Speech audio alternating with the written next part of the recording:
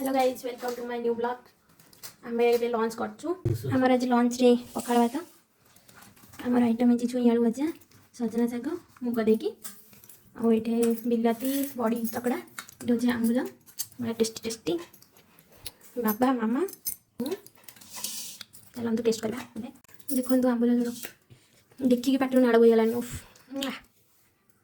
बासना आसतु test करिया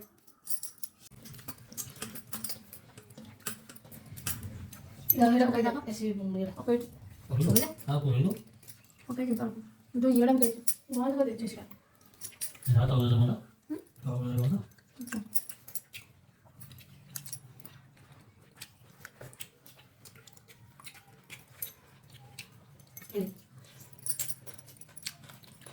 आंबुल झोल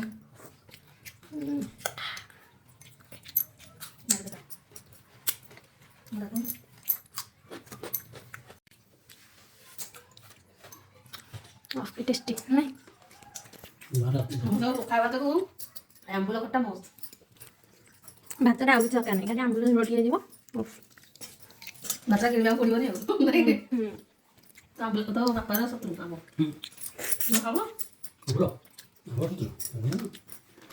ବାପାଙ୍କୁ ଏତେ ଭଲ ଲାଗେନି ଆମ୍ବୁଲ ଧନିଆ ପତ୍ରଟା ପଡ଼ିଥିଲା ଆଉ ଟିକେ ଟେଷ୍ଟ ଆସିଥାନ୍ତା ଲାଇନ୍ ପଡ଼ିଥିଲା ଲାଇନ୍ ଆସିଲା ମଶଲା ଉଠେଇଛି ବାହାରେ ତ जितने मगर आइटम करो पनीर छतु जहाँ करो किंतु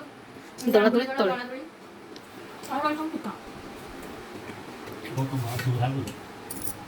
वर्षा काल देती ताकि तो कोई पका तू कहली पकड़ा खाबे जेंदे 500 करछु जेंदे आंबुल काटा और दौड़ा दौड़ी ताकि देखि के पकड़ा का मसाला एटा भल खाबो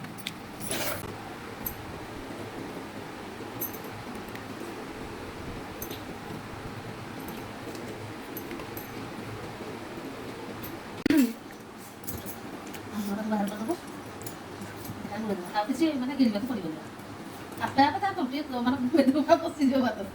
ଆମ୍ବୁଲ ଖଟାରେ ଯେତିକି ଖଟା ନେଇছে ସେତିକି ଭାତ ଗୋଳେଇ ଖାଇବା ସବୁରା ମିଛ ଜାଣି ପାଣି ଛିଡ଼ିବାକୁ ପଡ଼ିବ ବେଉ ପଡ଼ିବ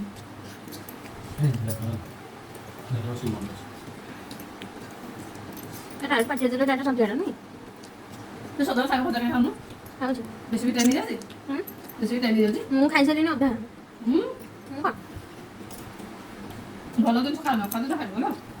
ତୁ କେତେଟା ଛୁଇଁ ଖାଇଛୁ ଦେଖିଲୁ ତୋର ଦିଟା ଜମା ପଡ଼ିଛି ଯେଇଟା ନାହିଁ ମୁଁ ତ ଏପଟେ ଦେଇଦେଇଛି ତିନିଟା ଖାଇଛି ତିନିଟା ମୁଁ ଦେଖିଲୁ ମୁଁ ସୁବିଧା ନୁନି ବାପାଙ୍କ ଦିଟା ମୋର ସନ୍ଧ୍ୟା ଚାରିଟା